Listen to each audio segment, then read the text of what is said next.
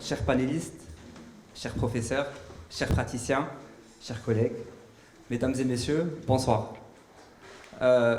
C'est un honneur pour moi de vous accueillir tous aujourd'hui à cette occasion spéciale afin de traiter d'une problématique haute en couleur, qui est la FinTech et l'inclusion financière en Afrique.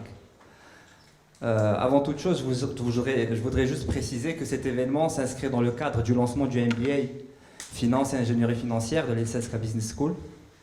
Donc un MBA de haut niveau de qualification destiné aux cadres financiers qui souhaiteraient monter en compétences afin de se positionner en tant qu'experts en technique d'ingénierie financière. Voilà. Toute ma gratitude pour toutes les personnes qui se sont déplacées pour être là, présentes avec nous dans le cadre de cette conférence, qui tombe d'ailleurs à point nommé afin de contribuer à la vulgarisation de quelques notions relatives aux technologies financières, mais aussi parler de la prépondérance de l'inclusion financière en Afrique.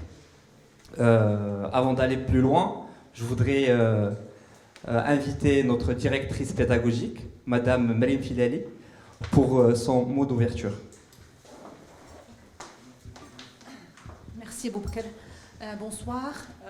Je me réjouis de l'organisation de cette conférence aujourd'hui, donc qui porte sur une thématique fort intéressante, FinTech et inclusion financière en Afrique. Je voudrais tout d'abord remercier infiniment donc, nos chers panélistes, Madame Gilles Benhida, Monsieur Omar Sayer et Monsieur Faisal Chikar, d'avoir accepté notre invitation pour animer cette conférence aujourd'hui. C'est toujours un réel plaisir d'échanger avec vous, vraiment. Comme a dit Boubkar, en fait, cette conférence s'inscrit dans le cadre du lancement du programme MBA Finance et Ingénierie Financière, qui est un programme de haut niveau destiné aux cadres et autres qui opèrent dans le secteur financier, banque, assurance, et qui vise justement à offrir des connaissances pointues en fusion-acquisition, en valorisation, en consolidation, en analyse financière, etc., pour permettre aux participants de développer des compétences prisées aux recruteurs, surtout dans les cabinets d'audit, de conseil et aussi dans la direction financière. Alors pour revenir justement à l'intérêt de la thématique, la thématique est intéressante donc, pour plusieurs raisons, parce que aujourd'hui, vu le contexte que nous vivons, parler de l'inclusion financière et de son rôle justement pour développer l'inclusion sociale et économique, c'est quelque chose qui intéresse à la fois les cadres et les étudiants. Il est aussi important de discuter des leviers justement de cette inclusion financière et des freins à l'inclusion financière et je suis persuadée qu'après l'intervention de nos chers panélistes, ça nous ouvrira l'appétit pour organiser pourquoi pas une conférence internationale pour pouvoir partager les expériences justement des autres pays en matière d'utilisation de la FinTech et de l'inclusion financière, bien évidemment en prenant en compte les spécificités et le contexte et l'écosystème différents d'un pays à un autre. Voilà, donc sans plus tarder, je donne la parole à Boubkar, peut-être pour commencer la conférence. Merci à vous. Merci Madame Filali, des applaudissements quand même. Merci pour ces informations enrichissantes. Je pense qu'il est temps de vous présenter nos chers panélistes, quoique vous en conviendrez, leur réputation les précède. Alors, à ma droite, Madame Gilles Benhida, docteur en économie, spécialité macroéconomique financière et finance de marché. Elle est, j'ai envie de dire, certifiée de la Cambridge University en régulation FinTech. Madame Ginette a commencé sa carrière à la Banque centrale en tant qu'économiste conjoncturiste. Par la suite, elle a évolué pendant 12 ans au sein de l'autorité des marchés de capitaux, où elle a eu justement la chance de participer à l'initiation de plusieurs grands projets de développement, en l'occurrence le crowdfunding ou encore la refonte de la compartimentalisation de la bourse de Casablanca. Aujourd'hui, vous faites partie du conseil de la concurrence et vous êtes également professeur avec nous à l'ESSK Business School. Merci d'avoir accepté notre invitation. Également avec nous, Monsieur Omar Sayer, expert comptable et commissaire aux comptes. Si Omar, vous avez débuté votre carrière au sein d'un cabinet de conseil international qui fait partie des Big Four à Paris. Vous êtes rentré au Maroc pour travailler avec le même cabinet. Après quoi, vous avez aussi porté la casquette du directeur le DAF, directeur d'administration.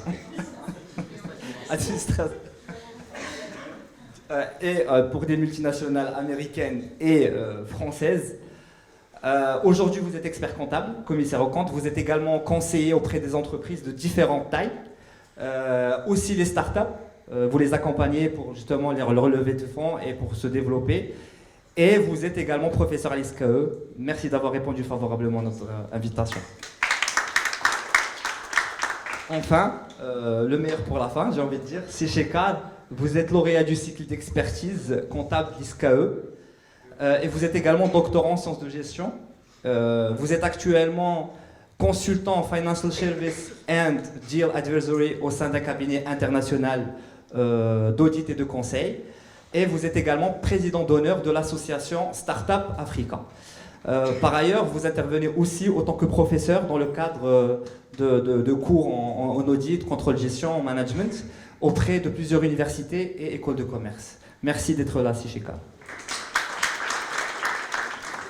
Bon, rentrons dans le vif du sujet. Ladies first, je commence par Madame Jinnat.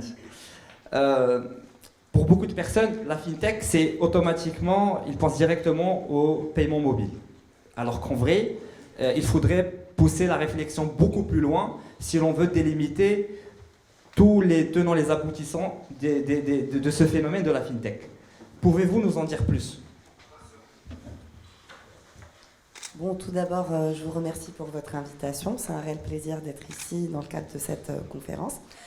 Alors, votre question est très importante. Pour moi, c'est un préalable nécessaire pour lever certaines ambiguïtés avant d'aller plus en détail sur certains aspects relatifs au FinTech. Donc, moi, je vous invite à revenir à un niveau basique et d'aller sur le plan sémantique, de voir qu'est-ce que la FinTech.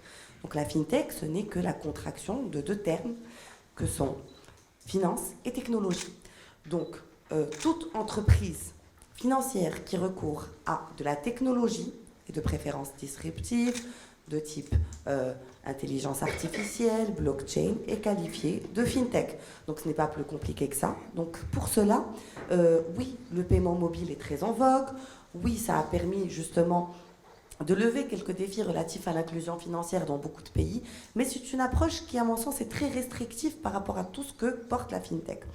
Donc, pour ne citer que quelques activités qui sont couvertes par la FinTech, je peux citer toutes les activités de prêt de type crowdfunding. Ce sont les plateformes où des entreprises peuvent lever des fonds auprès du grand public au lieu de les lever auprès des banques. Il y a le crowdlending, quand ce sont des particuliers qui se financent auprès d'autres particuliers. On a toutes les activités relatives aux cryptoactifs et à la blockchain. On a des activités qui sont dites de RegTech, parce que là, c'est les solutions de conformité réglementaire pour les entreprises qui doivent se conformer justement à certaines exigences de régulateurs. On a les activités de InsurTech lorsqu'il s'agit d'assurance. Et on a les activités de WealthTech, donc la gestion de patrimoine, etc. Je ne vais pas m'attarder là-dessus, je pense qu'on aura l'occasion de voir tout ça ultérieurement. Par contre, ce qui est drôle, et je tiens à le souligner à ce niveau, on pense directement en pensant à FinTech, à des startups, un petit peu dans des activités, disons, de finances exotiques, etc. Ce n'est pas toujours le cas. Voyons le classement 2021, par exemple, des plus grandes FinTech à travers le monde. Effectivement, beaucoup d'entre elles sont axées sur paiement, pas forcément paiement mobile, mais sur le paiement. Et finalement, ce ne sont pas toutes des entreprises récentes. Les deux premières entreprises FinTech dans ce classement sont tout simplement Visa et Mastercard. Donc des entreprises que nous connaissons tous, qui recourent à la technologie pour apporter des solutions de paiement que nous utilisons tous au quotidien. Donc voilà, c'est juste pour brosser le tableau un petit peu général, et je pense que ce sont des préalables qu'il faut maîtriser, parce que maintenant ça devient un terme très galvaudé, FinTech par-ci, FinTech par-là. Mais voilà, ce terme, il recouvre une réalité qui est beaucoup plus terre-à-terre que ce qu'on a tendance à imaginer. Merci. Merci Madame Ginette d'avoir un peu, j'ai envie de dire, levé le voile sur cette lever le voile sur cette confusion. Maintenant qu'on en sait plus, je voudrais m'adresser à Sia Omar. Je voudrais que vous nous expliquiez un peu à notre auditoire pourquoi le mot fintech est très souvent associé à l'inclusion financière. Et bien sûr, surtout dans les pays en développement ou les pays sous-développés. Très bien. Bonsoir à tous. Alors, le terme fintech est souvent effectivement associé à l'inclusion financière dans le sens où c'est un facilitateur d'accès aux services bancaires en général. C'est-à-dire que la nécessité de disposer d'une structure physique n'est plus là. On passe d'une structure physique à quelque chose qui est technologique, technique, accessible à distance. Donc le fait d'avoir cet accès à distance ouvre beaucoup de portes, notamment pour les startups, parce qu'ils n'ont plus ce frein d'accès à la bancarisation en général, parce que si on prend la spécificité de l'Afrique, malheureusement on est pas mal en retard par rapport au taux de bancarisation, à cause de certains freins à l'accès, notamment le niveau de revenu, notamment l'activité des personnes, etc. Donc tout ça, il est un peu levé parce que cette relation directe est facilitée grâce à l'existence d'une plateforme électronique éventuellement. Donc on saute un peu la nécessité du relationnel physique, on passe directement à un relationnel, on va dire, supposons électronique, virtuel, pour pousser le terme un peu plus loin. Et donc il n'y a plus de frein à l'information, il n'y a plus de frein à la constitution d'une base de données, d'un dossier de financement. Il y a un accompagnement beaucoup plus facile et beaucoup plus axé sur la proximité. Merci, c'est Omar. Donc si je comprends bien, la fintech peut avoir un impact direct sur l'inclusion financière en particulier et de manière plus générale sur toute une économie. Effectivement. Maintenant, il y a des prérogatives, dire. Parce que l'accès à la fintech suppose que celui qui utilise la technologie a un minimum de connaissances, techniques, un minimum d'accès à l'information, un minimum d'explication. Donc la fintech n'élimine pas totalement l'accompagnement, on va dire. C'est une autre forme d'accompagnement, une autre forme de communication qui est beaucoup plus permanente et elle doit être beaucoup plus présente. Celui qui utilise le moyen classique, on va dire, de relations bancaires, il est beaucoup plus encadré, alors que la fintech doit être banalisée aussi, doit être accompagnée de manière virtuelle par des explications, par un contact permanent pour pouvoir faciliter cet accès aux solutions bancaires en général. Très bien, merci. En parlant de banaliser cette solution, les fintechs sont en train de connaître au niveau mondial un engouement sans précédent. D'ailleurs, le développement il est fait de manière exponentielle. On atteste les chiffres. Si on s'intéresse un peu au rapport de la Banque mondiale, on a 200 milliards de dollars d'investissement entre 2020 et 2021. Donc ça fait quand même, c'est des chiffres qui donnent un peu le tournis. Mais la question que je voudrais poser à Shekar est la suivante. Au niveau mondial, c'est clair, la tendance est à la hausse. On s'intéresse beaucoup, il y a un engouement. Qu'en est-il de l'Afrique ? Bien, bonsoir à tous. Qu'en est-il de l'Afrique ? C'est vrai qu'en faisant un benchmark entre l'Afrique et le monde, on va voir qu'aujourd'hui l'Afrique n'a pas vraiment pris son élan par rapport au monde. Mais si on veut procéder à une analyse réaliste de l'Afrique, il va falloir un peu découper et défragmenter l'Afrique. Il y a l'Afrique francophone, il y a l'Afrique anglophone, il y a aussi l'Afrique en termes de zone d'intégration économique. On parlera de la CEDEAO, on parlera de l'OADA, de l'UMOA. Donc, pour avoir une analyse beaucoup plus réaliste, il va falloir la faire en zone géographique en Afrique. Mais si on veut avoir une idée générale, on va dire que on va décomposer l'analyse en Afrique francophone et en Afrique anglophone. L'Afrique francophone aujourd'hui, elle est un peu dépassée par, on va dire, les pays anglo-saxons comme l'Afrique du Sud, qui est considéré par le leader en termes de fintech et en termes de start-up financières. L'Égypte également, elle suit un peu le rythme de l'Afrique du Sud et le Kenya également. Ces trois pays sont, on va dire, les leaders en termes de fintech en Afrique. Si on veut les comparer avec certains pays de la région francophone, on va généralement trouver bien sûr le Maroc qui se positionne avec une part très importante. Et cette part, elle est due par une expérience gagnée à travers les groupes bancaires qui se sont bien sûr installés partout en Afrique, mais aussi avec d'autres pays comme le Nigeria, le Sénégal et le Côte d'Ivoire qui suivent un peu la tendance. Donc on va dire que les dernières statistiques en 2021, 3 milliards de dollars ont été levés pour les fintechs en Afrique. Mais en comparant, comme j'ai dit, par enjeu géographique, on va trouver qu'un peu l'Afrique francophone, dont notamment fait partie le Maroc, ils ont escompté le minimum de bénéfices de ces levées de fonds. Donc pour approfondir la question, il va falloir faire une analyse très décortiquée par gène, parce que l'Afrique, oui, c'est un continent, mais c'est des zones qui ne sont pas vraiment homogènes par rapport à elle. Très bien, donc au niveau de l'Afrique, le rythme il est un peu plus lent, si j'ai bien compris. Et d'ailleurs, les chiffres parlent pour eux-mêmes. Vous avez parlé de 3 milliards. Au niveau mondial, c'est 200 milliards, donc on parle de 1% pour toute l'Afrique. Et il y a une autre question qui me vient, parce que même ces 3 milliards, 80% de ces 3 milliards vont aller être accaparés par 4 pays. Et vous en avez cité 3. Je pense que vous avez oublié l'Éthiopie. Et encore, le Nigeria s'accapare encore une fois la part du lion. Donc pourquoi ce clivage au sein même du continent africain ? En fait, il faut toujours relativiser lorsqu'on parle de comparaison. L'Afrique, oui, elle est en son démarrage, elle n'est pas au niveau international, mais cela est dû, bien sûr, à son écosystème et à son environnement par rapport aux autres continents. Vous avez parlé du pays, par exemple, le Nigeria ou le Kenya qui prennent la part la plus importante. Ceci est dû à la différence de l'écosystème de chaque pays, et surtout à la réglementation et à l'agilité de cette réglementation de chaque pays.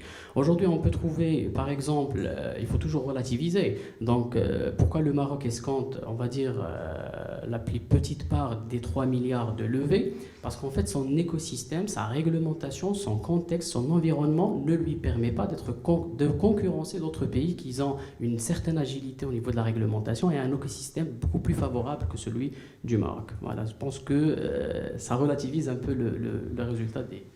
Très bien, merci. On va d'ailleurs revenir à la partie réglementation, on va s'attarder dessus tout à l'heure. Je voudrais redonner la parole à Madame Jennat en quelques phrases. Quelle est l'image de la FinTech en Afrique aujourd'hui ?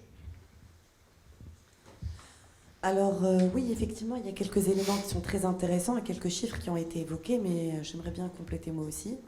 Oui, c'est vrai que la dynamique est un peu en retrait, disons, de l'Afrique par rapport aux zones géographiques qui sont connues pour avoir énormément de succès s'agissant des fintech, à savoir le continent asiatique et le continent américain. Mais quand même, il y a une certaine dynamique qui a été impulsée au cours des dernières années. Et pour vous dire, le nombre des fintech en Afrique, globalement, a plus que triplé entre 2000 et 2021. On en dénombre actuellement à peu près 5200. Bon, bien sûr, le Maroc, malheureusement, ne profite pas pleinement de cette dynamique, à l'instar des autres pays de l'Afrique francophone. C'est plutôt l'Afrique anglophone qui en bénéficie pleinement.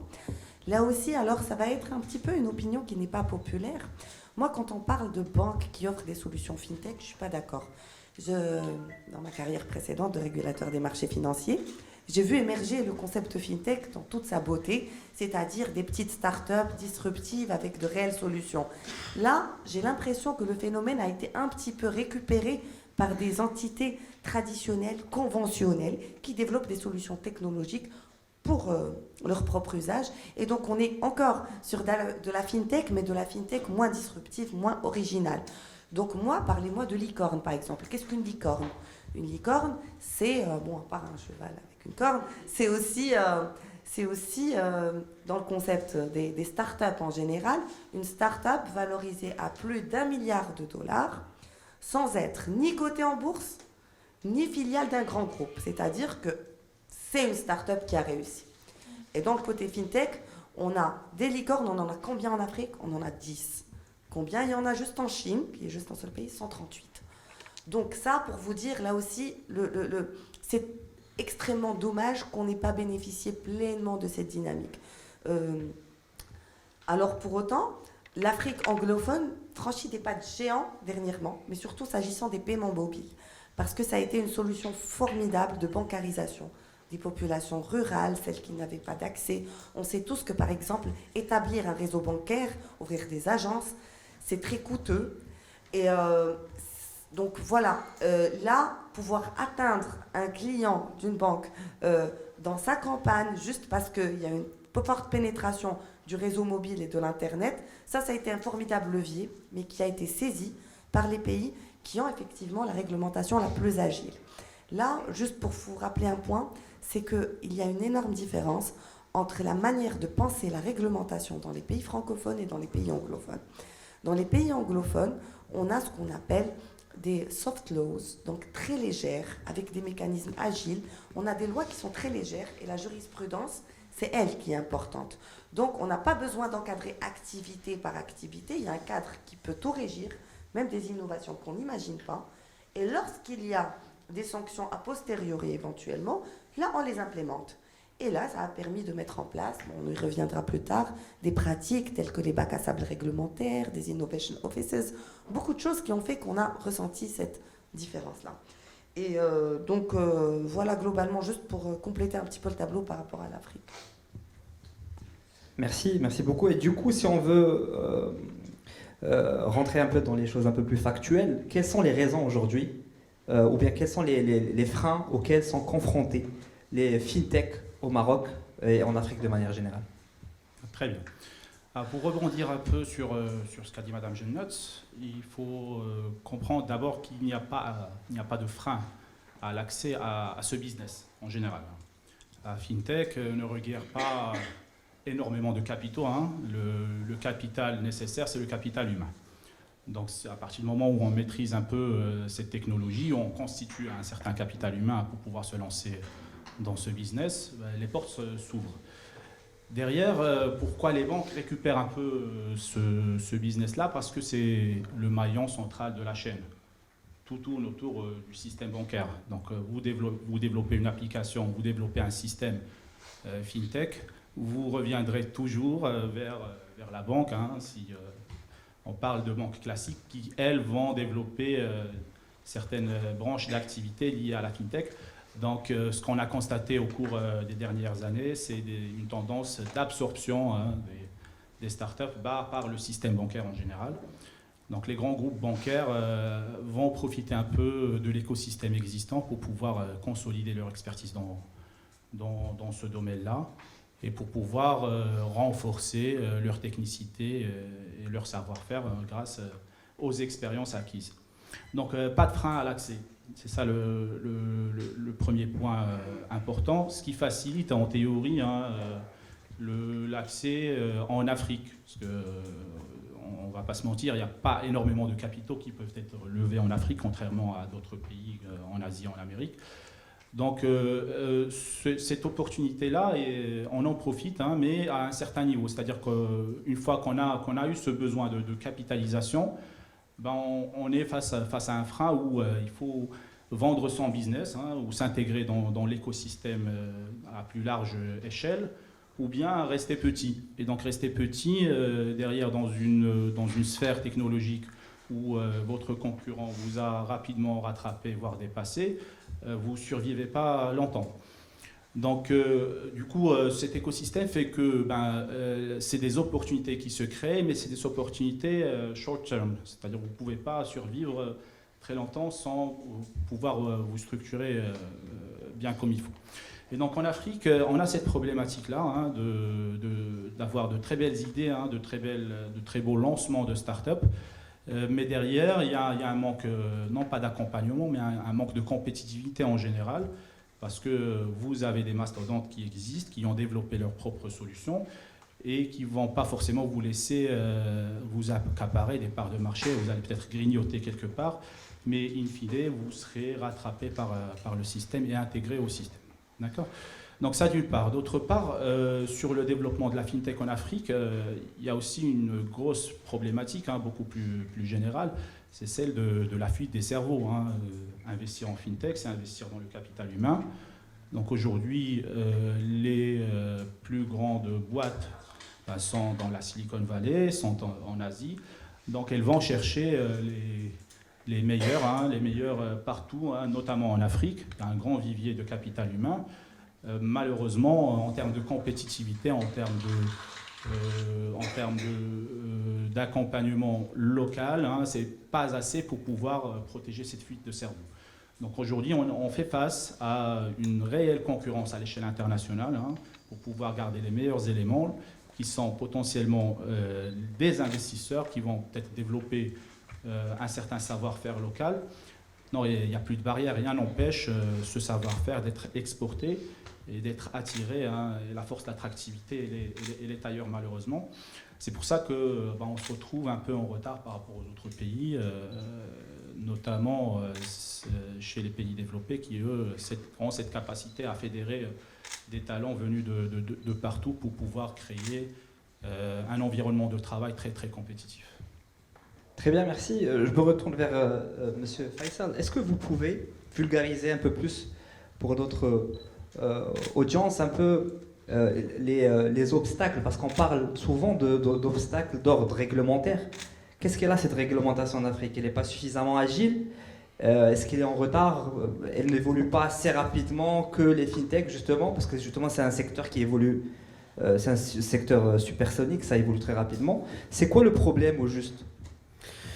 En fait, je ne sais pas pourquoi j'ai toujours les questions les plus difficiles pour les panels. En fait, lorsqu'on parle de difficultés, je rejoins l'idée de Sir Omar lorsqu'il dit que aujourd'hui, les fonds, l'argent, ce n'est pas un problème pour la fintech. C'est vrai parce qu'aujourd'hui, on n'est pas à court de levée de fonds, on n'est pas à court de capital pour démarrer le projet. Par contre, et je rejoins l'idée de Omar, ce qui importe, c'est le profil du projet. Est-ce que le projet va fonctionner ou pas? Ça d'une part. Pour revenir aux défis et aux contraintes, moi je vais les résumer d'abord, on va dire en une contrainte réglementaire, mais ce n'est pas pour moi une vraie contrainte parce qu'on va en discuter. Parce que c'est de la prévention. Aujourd'hui, c'est facile de donner un agrément, mais quelles seraient les conséquences de cet agrément? Donc, c'est un peu par prévention qu'on est un peu rigide au niveau de la réglementation. Mais laissons la réglementation, on y reviendra après. Parmi les autres défis et les autres, on va dire, obstacles que freine aujourd'hui la fintech, que ce soit au Maroc ou en Afrique en général, on peut citer l'éducation financière. Aujourd'hui, la population, le profil de la population, que ce soit au Maroc ou en Afrique, l'éducation financière de ce profil de population n'est pas le même que celui en Europe, aux États-Unis, etc. Il y a d'abord le fameux cash qui est toujours existant dans notre culture. Les gens en font beaucoup confiance dans le cash que dans les opérations digitales et le solde au niveau de votre téléphone que le cash matériel. Il y a aussi des autres barrières, que ce soit culturelles, religieuses, etc., qui font qu'aujourd'hui ça donne un peu de peur et de crainte à la population d'aller vers la fintech. Donc ça, c'est l'éducation financière et c'est un levier parmi d'autres que la fintech pourrait utiliser. En revenant à la réglementation, qui est un défi ou on va dire une barrière assez relative pour la fintech, cela dépend bien sûr de chaque pays. D'accord ? Il y a des pays aujourd'hui qui ont ouvert l'accès aux données bancaires, l'open banking. Il y a d'autres pays qui ne l'ont pas fait par crainte et par, on va dire, le fait d'attendre et d'analyser les conséquences. D'ailleurs, c'est le cas, si je ne me trompe pas, du Royaume. Aujourd'hui, le Maroc, c'est pas qu'il n'a pas donné l'ouverture des barrières. Il y a une stratégie nationale d'inclusion financière qui a été apportée après la crise du Covid en 2020. et qui est faite avec le comité, bien sûr, Comité national d'inclusion financière et le comité stratégique qui est piloté par M. Jouari, dont l'objectif est d'ouvrir les accès. Maintenant, la question de la réglementation, elle touche plusieurs volets. Il y a d'abord la confidentialité des données, d'accord, chose qu'on doit verrouiller avant d'ouvrir les barrières. Il y a aussi la garantie et la sécurité des consommateurs quand on va manipuler, on va dire, des valeurs au niveau digital. Il y a d'autres volets, il y a le blanchiment de capitaux, il y a le financement du terrorisme, pour lesquels on doit déjà verrouiller cet aspect avant d'ouvrir les barrières. Et il y a surtout le dernier aspect qui est de la cybersécurité, d'accord. Donc on ne peut pas ôter les barrières sans avoir au préalable sécurisé ces éléments. Et aujourd'hui, le Royaume, on ne va pas dire qu'il est rigide dans sa réglementation, mais qu'il est préventif. On attend d'analyser, de concrétiser les éléments, de sécuriser, on va dire, le terrain pour pouvoir, bien sûr, à la suite libérer, on va dire, le marché. Très bien, je vous rejoins parfaitement par rapport à la culture du cash dont vous avez parlé. Ça revient très souvent quand on parle d'entrave, à juste titre, autant que les réglementations. Et c'est très intéressant ce que vous avez dit aussi sur la cybersécurité. Je pense que les pays qui ne sont pas suffisamment développés, qui n'ont pas une veille stratégique et une capacité de se protéger, automatiquement ils vont adopter une réglementation beaucoup plus sur la défensive et protectrice. Très bien. Maintenant, on a compris, il y a des entraves, il y a des difficultés. Si on veut penser maintenant un peu aux entreprises, c'est normal. Vous, en tant qu'expert, quels sont les conseils que vous aimeriez leur donner pour un peu contourner ce contexte qui n'est pas très favorable et quand même réussir à se développer et s'imposer? Très bien. Alors juste pour rebondir sur un point très important en termes de réglementation, pour les entreprises marocaines qui sont généralement des start-up qui souhaitent se développer vers l'Afrique. Donc aujourd'hui, on a un réel frein en termes de réglementation qui est celui de la réglementation d'échange. On rencontre souvent ce sujet-là, dans le sens où aujourd'hui, si vous souhaitez investir en Afrique, il y a un certain nombre de conditions pour pouvoir avoir une autorisation de débloquer des fonds en devise, notamment celle de se faire certifier ses comptes pendant 3 exercices sans réserve. Et donc ça, c'est pas acquis pour des startups qui ont du mal déjà à lever des fonds, à développer leur activité. Donc aujourd'hui, si vous souhaitez accompagner ce type d'entreprise pour un développement en Afrique éventuellement, il y a ce frein-là, et vous devez passer par un système de dérogation avec une certaine lourdeur administrative. Donc il y a des choses à revoir sur la copie du Maroc par rapport à la réglementation spécifique en termes de change pour pouvoir ouvrir les frontières d'investissement de manière beaucoup plus fluide. Donc ça d'une part. D'autre part, en termes de conseils, puisqu'on accompagne pas mal d'entreprises dans ce secteur-là, nous, ce qu'on dit souvent, c'est que votre point de départ, c'est votre business plan. Il faut avoir un plan stratégique, il faut avoir un plan chiffré, il faut savoir où est-ce qu'on va, quels sont les contrats qu'on a aujourd'hui, quelle est notre perspective de développement, à quel horizon. Et donc, avoir une certaine organisation en termes de plan de financement et en termes de plan d'activité de manière générale. Et ne pas se lancer suite à une idée. Il faut bien l'étudier, il faut bien étudier les contraintes, donc faire une bonne analyse SWOT avant de se lancer dans ce type de business. Parce que ça paraît parfois facile, mais il y a beaucoup de difficultés par la suite. Donc, il faut vraiment tout analyser de manière transversale. Donc ça d'une part. D'autre part, il faut sécuriser la chose. On est sur des solutions technologiques, donc il faut breveter, il faut se prémunir de tout abus en termes de propriété intellectuelle, en termes de développement de solutions. Donc il faut protéger ces acquis, dans le jargon ce qu'on appelle l'immobilisation incorporelle. Donc tout ça, il faut le protéger, il faut se doter des mécanismes pour faire les choses proprement, notamment lorsqu'il y a des nouveautés technologiques. Si on est en priorité par rapport à certaines choses, il faut se protéger par rapport à ça. Et puis peut-être le dernier point, c'est d'avoir une vision long-termiste.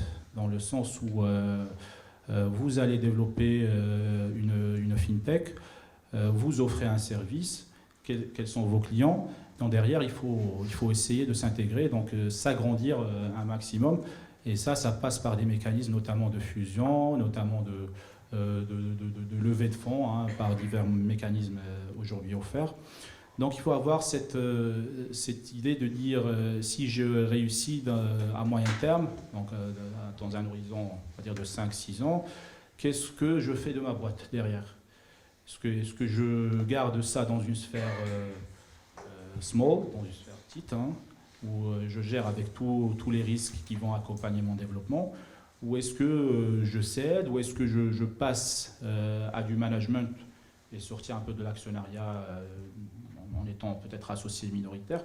Donc il faut avoir cette vision long-termiste pour pouvoir positionner son business à terme.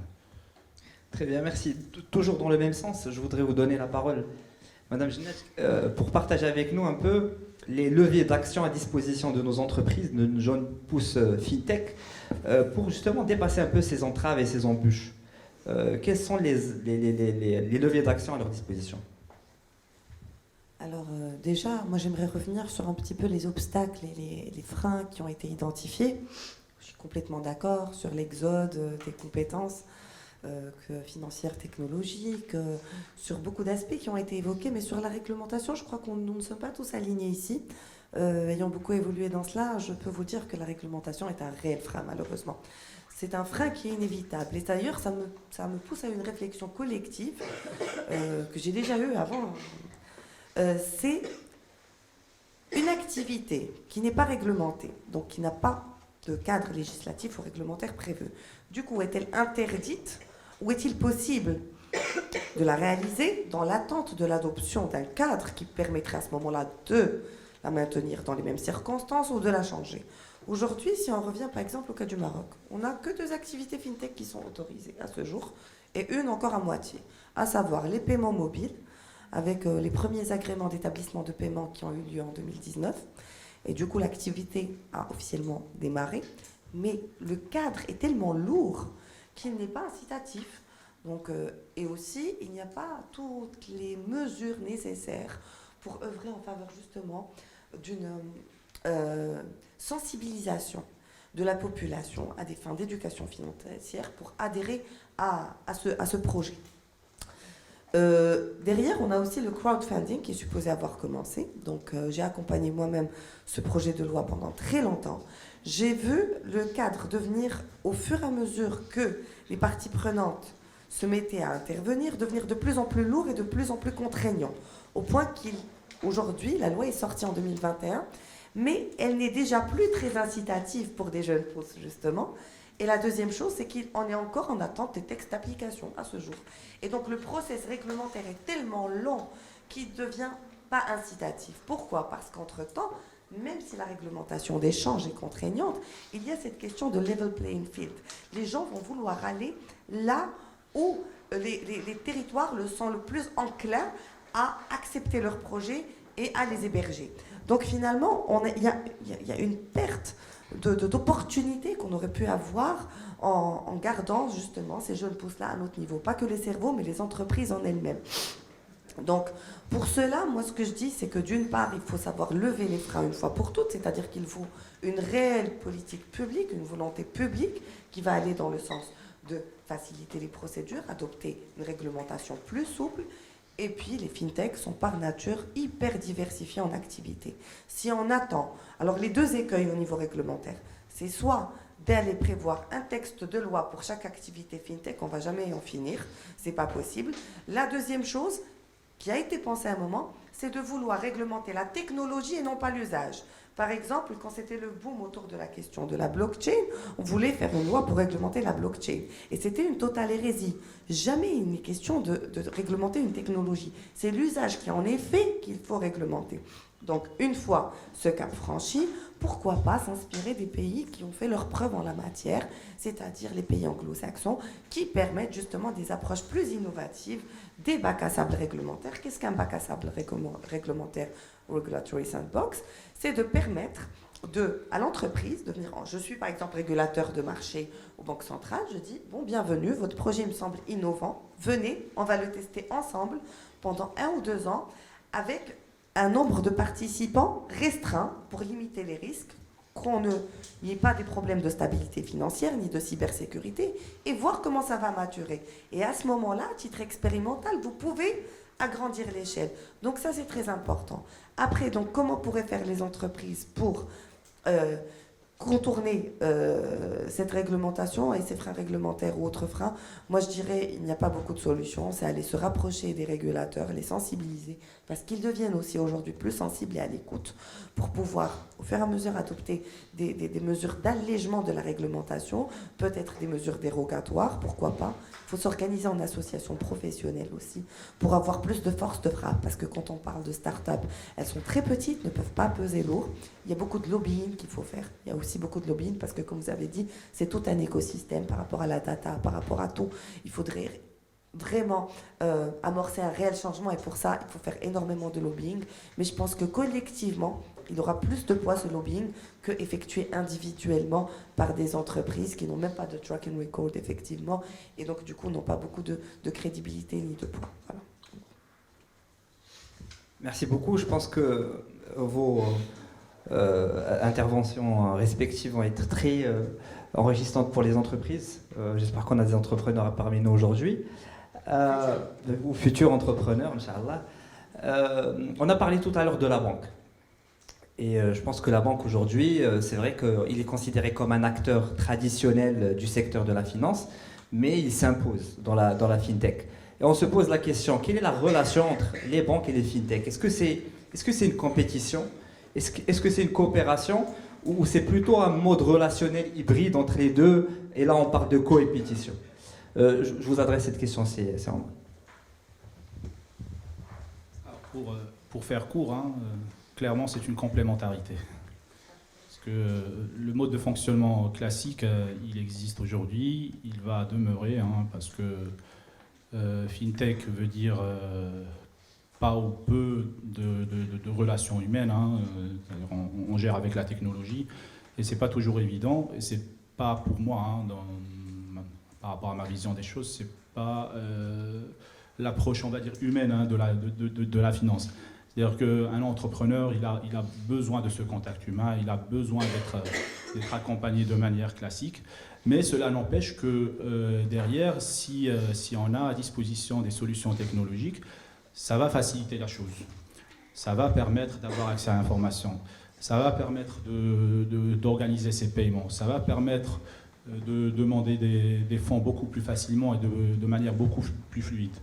Et ça va aussi permettre de l'accompagner à distance. Donc l'idée, c'est de pouvoir combiner les deux, d'avoir cette approche, entre guillemets, classique, qui va permettre de maintenir ce relationnel qui est indispensable pour l'entrepreneur, parce qu'un banquier, il n'est pas là uniquement pour financer, il est là aussi pour accompagner, et surtout pour accompagner par des conseils. On l'oublie souvent, votre banquier, c'est souvent votre premier conseiller.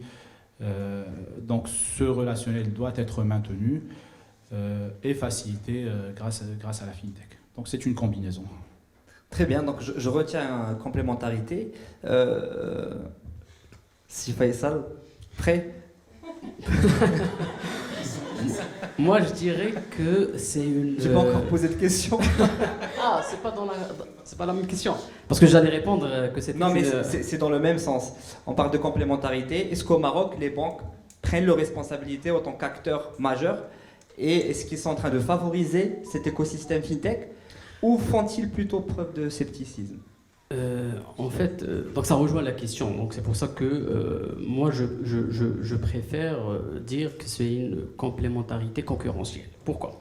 Parce que effectivement, la barrière réglementation aujourd'hui, elle permet uniquement aux banques de monopoliser un peu, on va dire, le marché.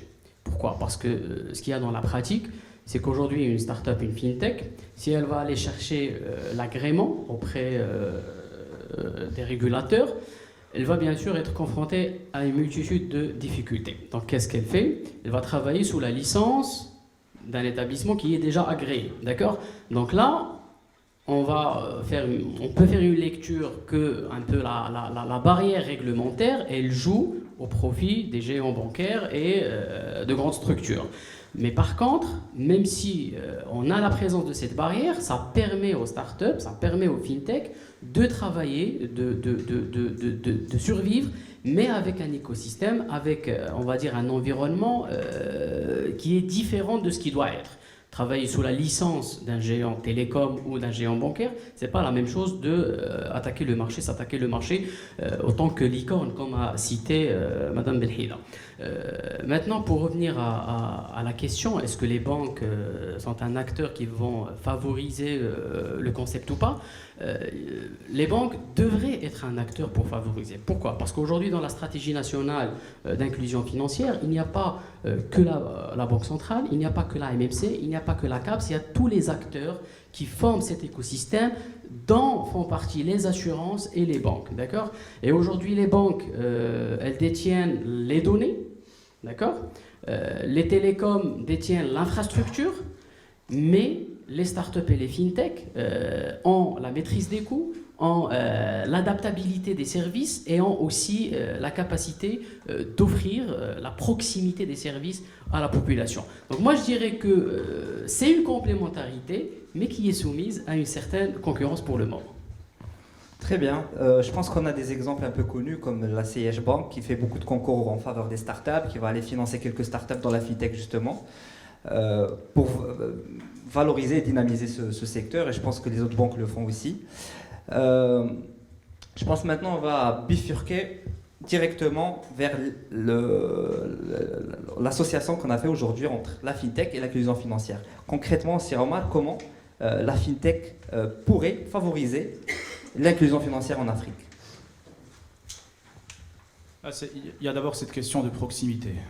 Donc il ne faut pas se cacher, hein, comme a dit Madame Jannat, une agence bancaire, ça coûte. Donc une banque, avant de s'installer dans une région, elle va étudier la rentabilité de son agence. La rentabilité de son agence, ça veut dire qu'il y a des clients potentiels et il y a un réel besoin. En adoptant la stratégie à travers la fintech, hein, il n'y a pas cette limite géographique. Donc vous avez une offre qui est ouverte, hein, à qui veut la prendre. Donc à partir de ce moment-là, il n'y a plus de limites géographiques et donc ça ouvre beaucoup d'opportunités en Afrique. Ça d'une part. Maintenant, l'inclusion financière, si j'ose dire, hein, il y a deux niveaux, on va dire, d'inclusion financière. Celle que j'appelle primaire, hein, c'est celle de la bancarisation, tout simplement, hein, parce qu'en Afrique, il y a déjà ce problème de taux de bancarisation qu'il faut régler. Et la fintech va y participer, devrait y participer de manière accrue, parce que cette manière de faciliter l'accès à la bancarisation à travers la fintech doit être exploitée. Elle doit être exploitée à travers aussi le soutien des différents gouvernements, parce que bancariser le rural passe aussi par des campagnes de sensibilisation, passe aussi par de la communication qui doit être soutenue. On va dire, voilà, il y a de la fintech et puis par un coup de baguette magique, il y aura énormément de personnes qui vont adhérer au système bancaire sans une communication adéquate. Donc ça d'une part, donc il faut que ça soit accompagné. D'autre part, si vous voulez, un second niveau qui est plus en termes de facilitation des services, notamment en termes de financement, en termes d'accompagnement de projets, etc. Ça aussi, ça doit être mené, mais d'une manière réfléchie, d'une manière stratégiquement réfléchie, dans le sens où il faut identifier les cibles. En Afrique, il y en a de manière très diversifiée. Il faut savoir à qui s'adresser et adopter des services qui soient adaptés aux besoins. Donc c'est vraiment du cas par cas, hein. Il faut vraiment bien étudier le marché. Et en parlant d'Afrique, on l'oublie souvent, c'est pas un pays, hein, c'est beaucoup de pays qui sont pas forcément homogènes, n'ont pas forcément les mêmes forces, les mêmes faiblesses. Donc il y a certains pays qui ont plus accès à la technologie, d'autres qui sont très en retard. Donc il faut appréhender la chose de manière beaucoup plus spécifique, peut-être pays par pays. Il y a un vrai effort d'accompagnement sur lequel le Maroc peut jouer un rôle majeur, hein, parce qu'il y a des expériences réussies de manière locale qu'on peut exporter à l'international. Donc il faut essayer d'institutionnaliser tout ça. Et il faut essayer de rentrer dans un cadre de coopération sud-sud pour pouvoir favoriser l'inclusion financière de manière large au niveau de l'Afrique. Très bien, merci. À titre indicatif, je voudrais aussi rajouter qu'en Afrique, nous avons plus de 350 millions de personnes non bancarisées. Au Maroc, je pense qu'on est aux alentours de 80% des personnes qui sont bancarisées, donc c'est pas mal par rapport à l'Afrique.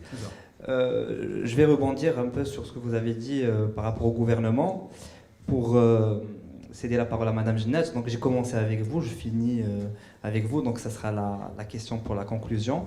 Et par la suite, je vais inviter notre chère audience à partager avec nous un peu vos remarques ou vos questions.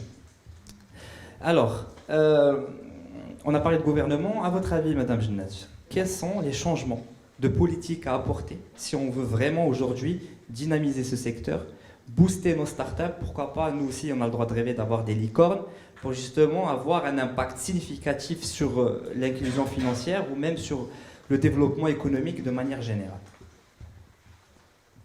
Alors, grande question, justement. Déjà, je voudrais déjà rebondir sur ce qui a précédé par rapport à certains aspects relatifs à la complémentarité ou autres. J'abonde aussi dans le sens de complémentarité. Vous savez, pour moi, une banque qui se digitalise n'est pas une fintech. Je suis peut-être un petit peu puriste et orthodoxe sur la question, c'est-à-dire que les acteurs traditionnels sont demeurés des acteurs traditionnels. Mais au lieu de bénéficier d'économies de rente comme avant et d'agir comme des quasi-cartels, il y a un peu de compétitivité qui a commencé à avoir et on a de meilleures prestations à meilleur coût. Et donc ça, c'est à même de drainer davantage de gens vers le système financier qui en étaient complètement en dehors. Et en même temps, j'ai peur et pas peur pour l'Afrique. Pourquoi ? L'Afrique a toujours été un continent innovant en termes de solutions de financement. Les tantines, tout ça, c'est des mécanismes de financement qui peuvent paraître très simples, mais qui en même temps sont innovants. Il y a de la réflexion, il y a de la créativité. Et donc pour moi, c'est quelque chose qui sied complètement et qui convient parfaitement à l'Afrique. Après, reste la question qu'on a vécu trop longtemps avec un manque de confiance dans le système financier classique tel qu'on le connaît. Les gens préfèrent garder, comme sur Malati, justement, on a deux niveaux d'inclusion financière. On peut parler de bancarisation, tout simplement, mais il y a au-delà, il y a les questions de la financiarisation de l'épargne. Et il y a aussi la question d'apporter des solutions de financement à des choses qui ne sont pas supposées être finançables. C'est-à-dire des projets trop petits, des idées, des prototypes. Là, ce sont des choses qui ne peuvent pas trouver de réponse au niveau du secteur financier classique. Par contre, il ne faut pas oublier, une des premières plateformes de crowdfunding, c'était pourquoi ? Ça s'appelait My Major Company. Et c'était pourquoi ? Pour financer des chansons. C'est-à-dire ceux qui n'arrivaient pas à trouver des boîtes de disques, des maisons de disques suffisamment intéressées par le projet pour les financer et financer la production de leurs disques, ils recouraient au grand public et chacun pouvait donner 1 euro, 10 euros, 20 euros selon son bon vouloir. Et ça a marché. Donc quelque part, moi je trouve que ça c'est à même d'apporter des solutions de financement et de vraiment agir sur nos taux de croissance et sur notre capacité à se développer économiquement en Afrique. Pour ça, pour moi, il n'y a pas de secret. C'est d'abord agir sur tout l'écosystème. Déjà, la réglementation, il faut la revoir. Mais ce n'est pas la revoir par rapport à un texte ou deux. C'est la philosophie générale de comment on conçoit nos textes ici, au Maroc et en Afrique en général. Vous vous rendez compte que les crypto-monnaies, les crypto-actifs, à date, il n'y a que 2 pays dans toute l'Afrique qui ont un cadre permettant de justement les échanger ou les avoir. Et ça, justement, ça fait que, pour autant aussi, ici au Maroc, c'est toujours proscrit à date, mais on est déjà en train de réfléchir à une monnaie banque centrale qui soit une crypto-monnaie.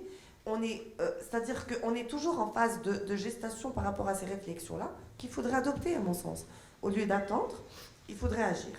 Autre chose, c'est que c'est une question d'écosystème. C'est-à-dire, tout à l'heure, il y avait un petit peu débat sur est-ce qu'on a besoin de beaucoup de fonds ou d'un peu de fonds pour monter une start-up, surtout dans le domaine de la fintech. Et quel que soit le cas, il faut avoir un système qui se tient de bout en bout. c'est-à-dire avoir des business angels qui vont croire dans ces projets-là, les financiers, à part le financement classique, avoir du private equity de taille et de qualité pour pouvoir accompagner ces projets-là, avoir des solutions de sortie. Parce que la sortie privilégiée pour une fintech, c'est soit d'être absorbé par un acteur traditionnel qui existe, soit s'introduire en bourse. Et aujourd'hui, notre bourse n'est pas suffisamment attractive. Donc là, pour moi, c'est une réflexion d'ensemble qu'il faudrait opérer, et avec aussi quelque chose de très important qu'il faudrait faire, c'est un processus de convergence et d'harmonisation réglementaire au niveau africain, voire mondial. Pourquoi ? Parce que comme ça, justement, les pays qui ont les cadres les plus flexibles sont ceux qui attirent justement l'implémentation de ces entités au détriment d'autres qui restent campés sur leur position. Oui, il y a des risques de cybersécurité. Oui, il y a des risques de stabilité financière.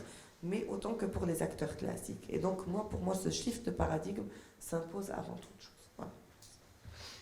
Très bien, merci beaucoup. Donc, avant de donner la parole au public, je vous donne quand même l'occasion de rebondir ou de clôturer, si Omar et Faisal également. Je rejoins ce qui a été dit par Madame Benhida lorsqu'on dit que effectivement aujourd'hui pour permettre aux startups et aux fintech de vivre comme on va dire les fintech européennes et américaines, c'est d'alléger effectivement la réglementation et le volet réglementaire. D'autant plus qu'aujourd'hui, on pourrait prendre exemple sur l'Europe avec la DSP2 qui a aujourd'hui imposé aux banques d'ouvrir leurs données à travers l'open banking, chose qui, si ça se réalise au Maroc, ça va donner vraiment un grand élan pour les fintechs. Et une dernière chose que je voudrais ajouter, que aujourd'hui dans l'écosystème, il n'y a pas que les banques, il n'y a pas que les régulateurs, il y a aussi les accompagnateurs en termes d'accélérateurs et d'incubateurs qui jouent aujourd'hui un rôle très important pour permettre aux fintech aujourd'hui de dépasser la phase d'amorçage et de survivre bien sûr sur le marché. Voilà, merci. Très bien, merci beaucoup, c'est Omar. Merci de prendre également la parole. Très bien, donc si on veut conclure, hein, il y a trois termes, on va dire, sur lesquels il faut travailler. Effectivement, il y a la réglementation.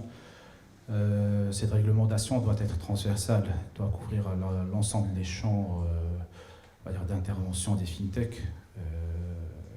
Donc on ne va pas pouvoir réglementer détail par détail, mais ne serait-ce qu'essayer d'avoir une trame générale qui va couvrir les différents aspects. Donc ça, c'est un premier point. Le deuxième point, ça serait d'avoir une stratégie. Une stratégie, si on le souhaite ici au Maroc, c'est de dire peut-être qu'on veut se positionner en tant que leader, au niveau de l'inclusion financière en Afrique, hein, en tant que locomotive de cette compétence technique, et de vouloir l'accompagner, la développer.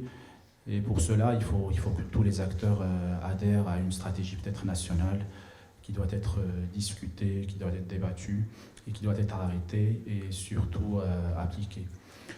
Le dernier point, si vous voulez, c'est de dire aux startups existantes qu'il y a des choses à mettre en place. Donc il faut se positionner, que ce soit en association professionnelle ou proposer en tout cas un cadre législatif, un cadre réglementaire qui puisse les accompagner, parce que c'est elles-mêmes qui savent, qui connaissent un peu leurs besoins.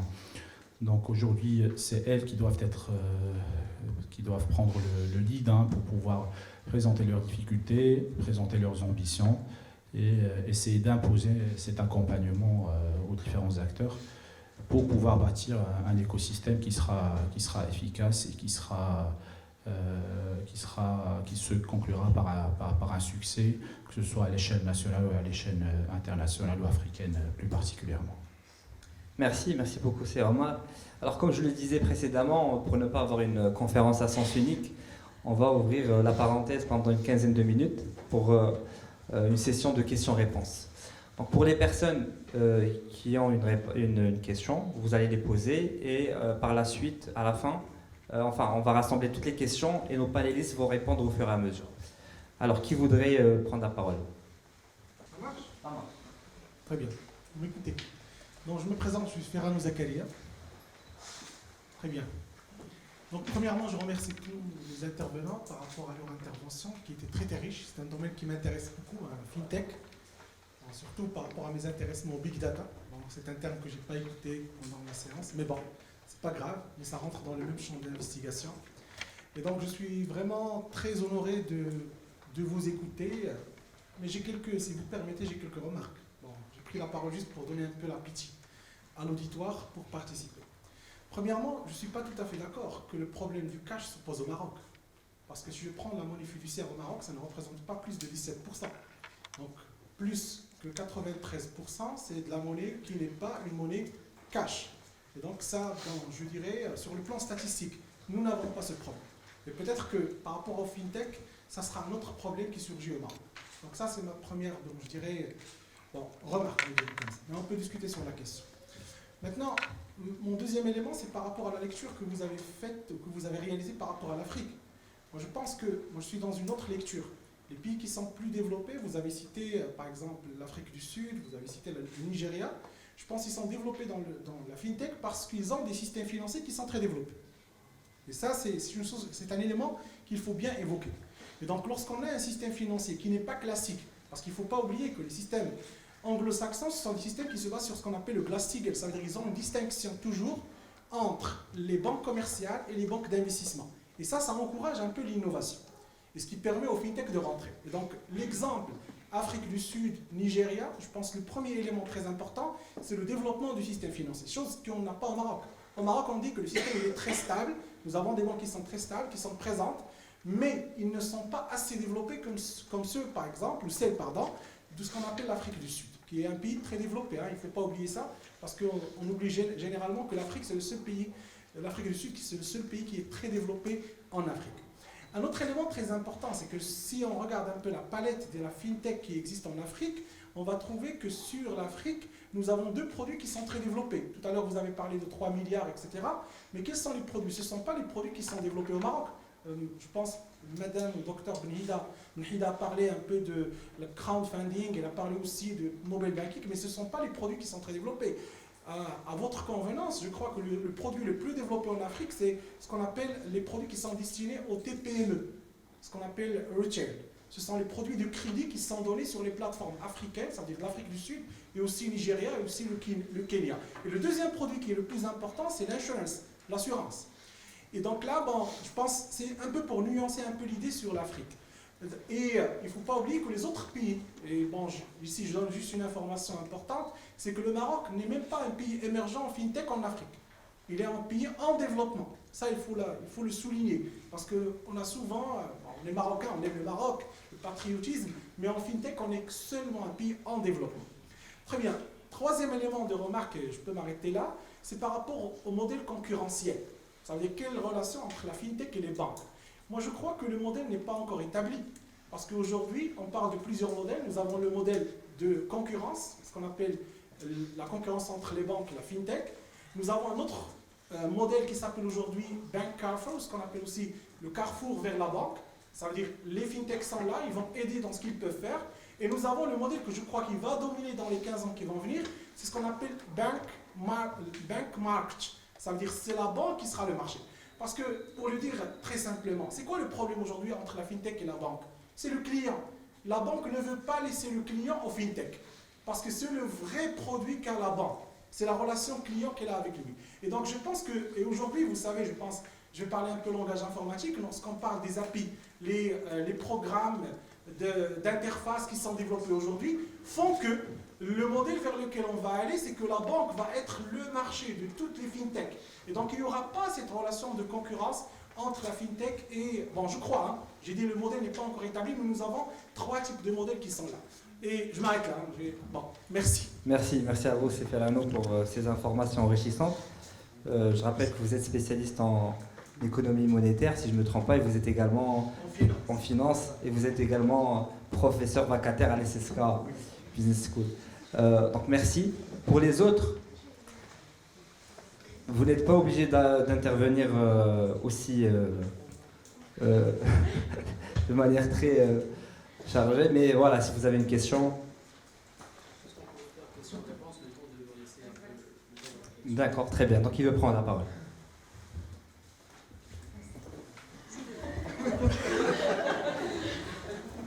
Très bien. Même si je n'ai pas vraiment la mémoire de toutes les questions et les points qui ont été soulevés, mais je vais aller pas à pas et je vais vous demander de me remémorer les points qui ont été soulevés. Je pense que vous avez commencé par le cash. Très bien.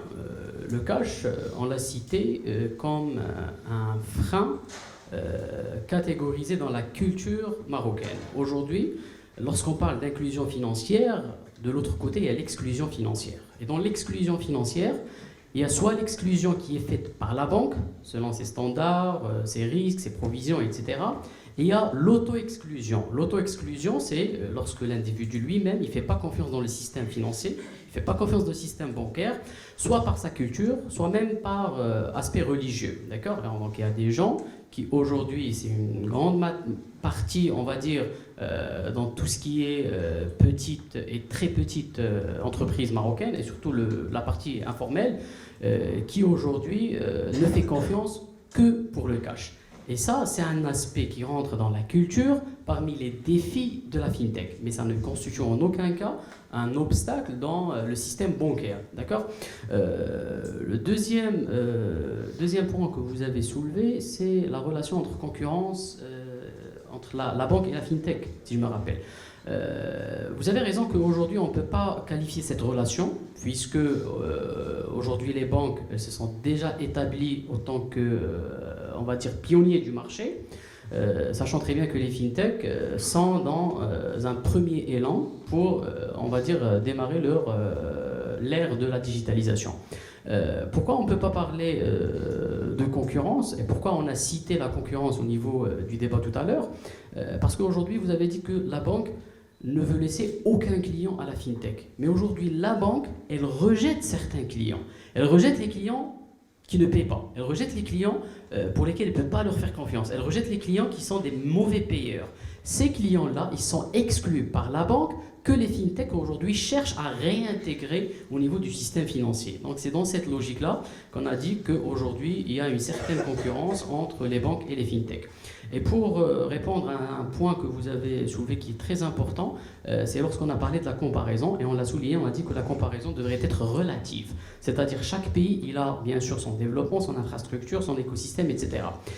Mais je ne suis pas d'accord dans le fait où on dit que les banques marocaines ne sont pas assez développées par rapport aux autres banques. Aujourd'hui, nous avons parmi les pionniers de l'Afrique, Tijari et BCP. Tijari et BCP, abstraction faite de leur activité au Maroc, si on prend leur activité au niveau continental, au niveau de l'Afrique, ce sont les pionniers parmi d'autres au niveau de l'Afrique.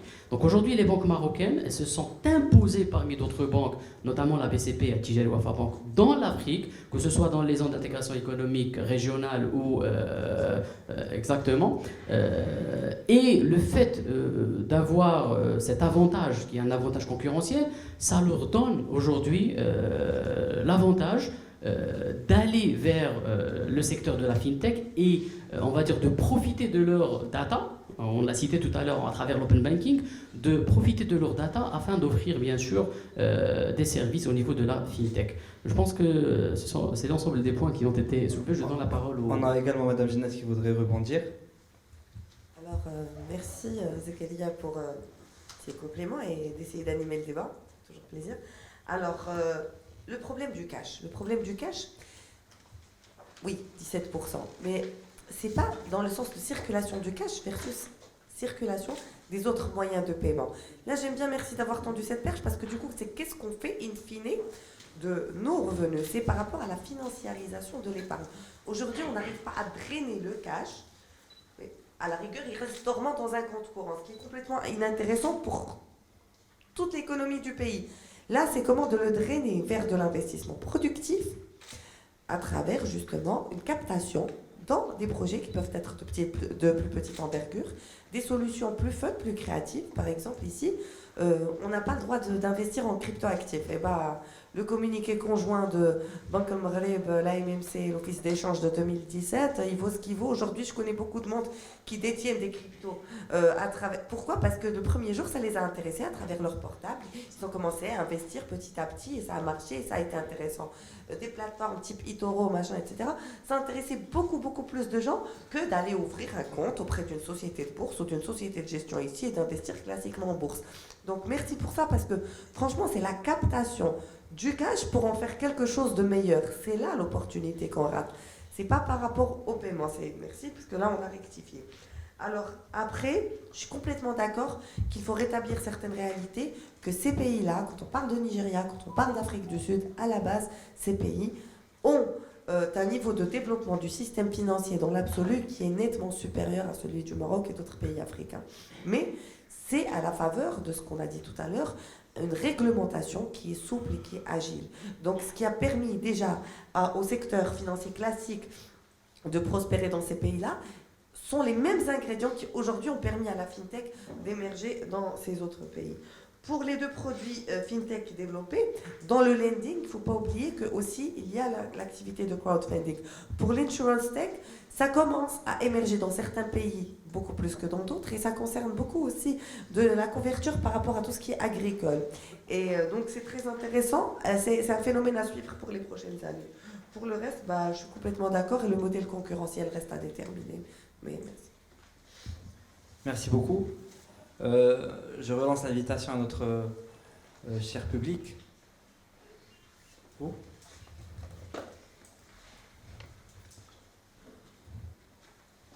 Merci pour votre intervention. D'abord, je vous remercie pour ce débat très enrichissant. Et je me présente d'abord, Rim Gilal. Je travaille à la CDG, Pôle Finance, la consolidation, et je prépare également mon doctorat. Et mon sujet porte sur justement tout ce qui se rapporte à la stabilité financière, big data et tout ça. Et qui dit FinTech dit forcément innovation. Et on sait tous que innovation à long terme, elle entraîne le fameux cycle crise. Et ma question est la suivante. Comment est-ce que le régulateur compte se prémunir contre une éventuelle crise causée par la donnée massive ou la big data ou toute cette finance qui n'est pas traditionnelle, qui vient ou qui est causée par tout ce qui est innovation digitale. Très bien, merci. D'autres questions? S'il n'y a pas d'autres questions, on va clôturer sur cette question et je donne la parole à... C'est Omar? Oui? On a une autre question, pardon.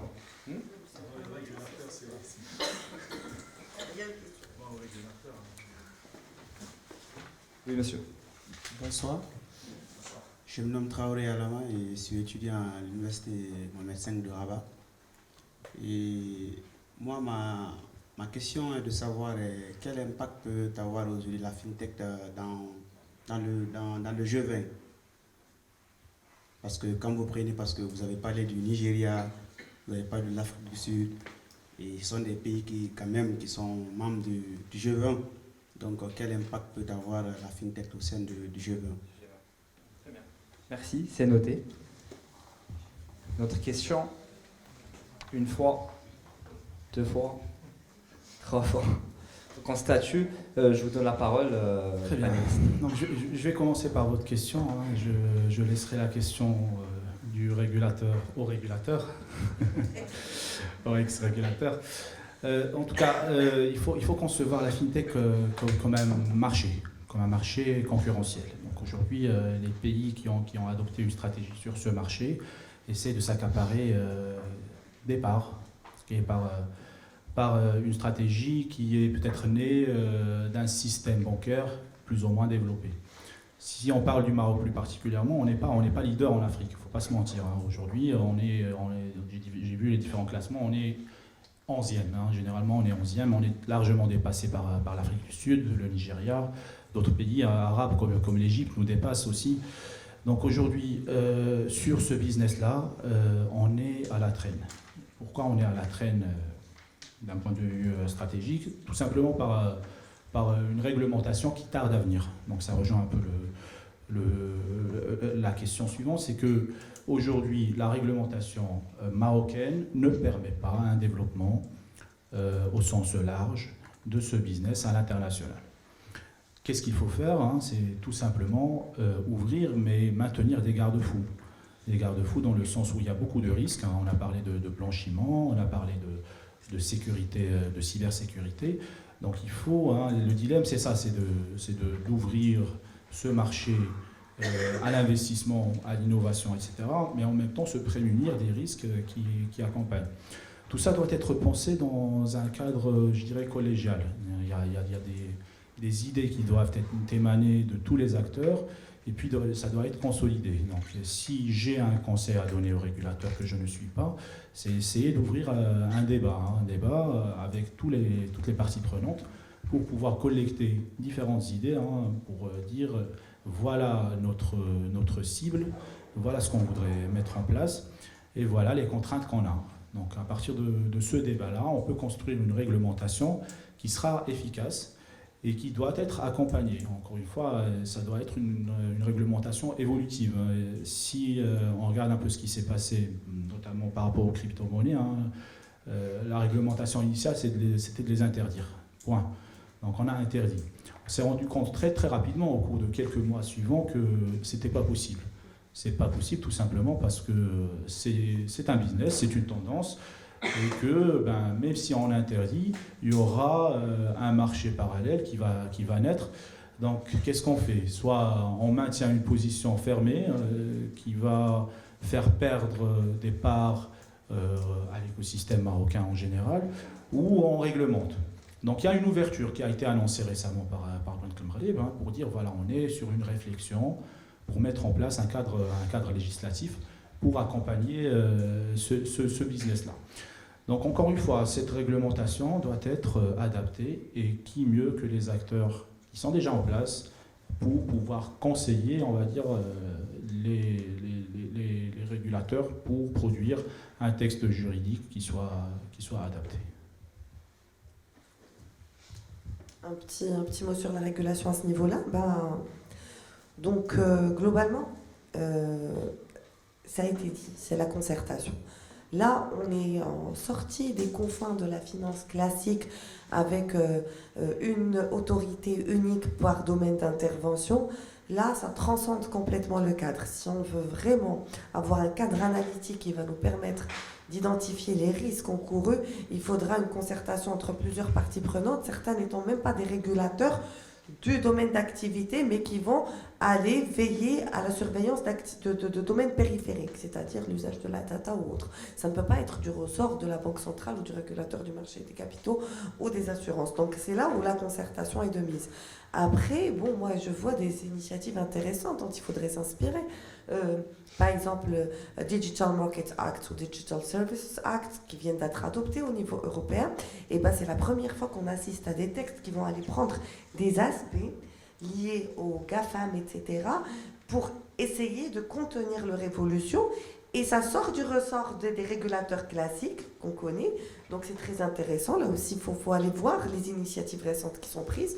Mais là aussi, encore une fois, une opinion impopulaire, c'est... écoutez, avec tous les dispositifs qu'on avait avant, on n'a jamais réussi à contenir une potentielle crise. Donc c'est pas maintenant, avec ces domaines-là qui nous dépassent, qu'on va réussir. À mon avis, ça serait mieux d'adopter une approche de wait and see et de voir ce que va donner l'évolution de ça. Par contre, ce qui est intéressant, c'est que les fintechs, quand elles émergent et qu'elles sont tellement différenciées les unes des autres, etc., c'est qu'on est sur du petit, avec des petits apports de chacun. Donc il n'y a pas de risque d'effondrement systémique aussi grave que si c'était des acteurs traditionnels de la finance. Donc là, on peut, à mon avis, s'aventurer, mais tout en cherchant à maîtriser d'autres aspects périphériques, tout ce qui est cybersécurité, tout ce qui est protection des données, tout ce qui est etc. Et voilà, mais avec une approche de concertation et plutôt collaborative. Voilà. Très bien, merci. Merci beaucoup, Madame Jennat. Merci, c'est Omar, c'est Faisal pour votre temps. Merci d'être venu.